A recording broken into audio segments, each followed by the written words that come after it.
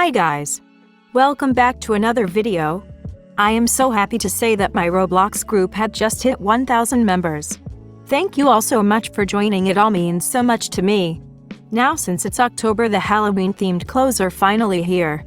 I've been so excited to make my first ever Halloween collection. It is on sale in my group store right now. And I have also made a little Halloween store to showcase my collection. It was so much fun to design. I'll be leaving my Halloween store link in the description for you guys to check out. Now moving on to today's video. I wanted to finally make something for men's clothing but Halloween themed. Which I'm not the best at men clothing, so I'm just doing a little speed design. Remember, you can always slow down the video in YouTube settings if it's too fast and you want to follow along. I hope you guys like it. Enjoy the video.